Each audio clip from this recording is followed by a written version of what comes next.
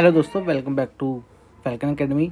तो आज इसमें मैं आपको इलेक्ट्रिकल का कुछ पार्ट बताने जा रहा हूं जो कि आपके स्किल के लिए बहुत ज़रूरी है। तो पहले हम बात करते हैं पुश बटन की। देखो, आपने पुश बटन अपने स्टार्टर में देखी होगी। मोटर को स्टार्ट करते समय जब आप सबमर्सिबल चलाते होगे या अपना कोई भी चीज़ चलाते होगे तो आपने पुश बटन देखी होगी, लाल और ग्रीन। ये होती है एनसी बटन और ये होती है नॉर्मली ओपन। यहाँ आप देख पा रहे हो नॉर्मली ओपन, एनसी बटन। इसका मतलब क्या होता है? देखो, नॉर्मली क्लोज यानी कि ये पहले से ही क्लोज बटन है। इसका सिंबल मैं कुछ ऐसे बना देता हूँ।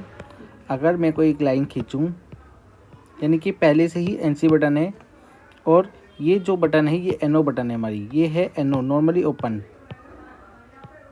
जब इसे प्रेस करोगे, जब आप जानते होगे आपको मोटर स्टार्ट करने के लिए आप एनओ बटन को ऑन करते हो, क्या होता है, ये यहाँ दब जाती है और हमारी वायरिंग आगे मोटर चल जाती है, स्टार्ट हो जाती है।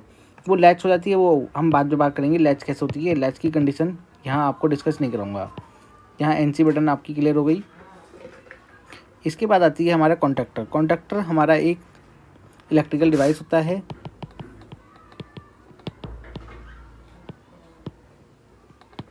जो कि एक स्विचिंग डिवाइस की तरह हम उसका यूज़ करते हैं। जैसे एक हम बटन का यूज़ कर रहे हैं, वैसे ही हम स्विचिंग डिवाइस के लिए इलेक्ट्रिकल का कॉन्टैक्टर का यूज़ करते हैं। पर ये हैवी लोड के लिए यूज़ होता है, जैसे हैवी मोटर के लिए हो गया, हमें कोई हीटर ऑन कराना है, हमें कोई ओवरलोड प्रोडक्शन से भी प्रोवाइड करा देता है। ये ऐसे डिवाइसों के लिए हम कॉन्टैक्टर यूज़ करते हैं।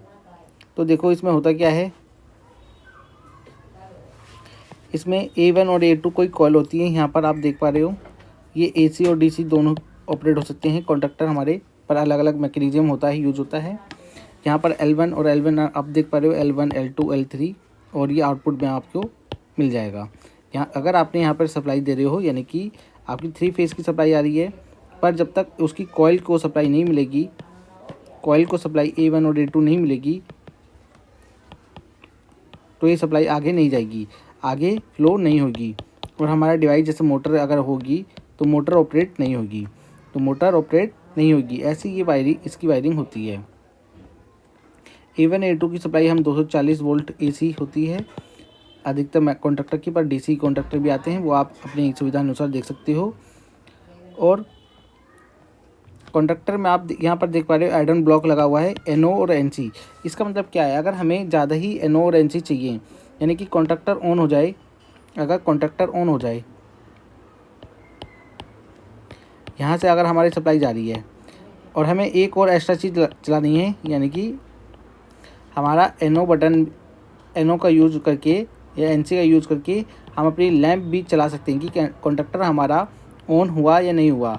अगर देखो, जो शुरुआत में NO है यानी कि वो नॉर्मली ओपन है शुरुआत में, जैसे ही कॉन्टैक्टर ऑन होगा ये बन जाएगा NC और NC बन जाएगा NO।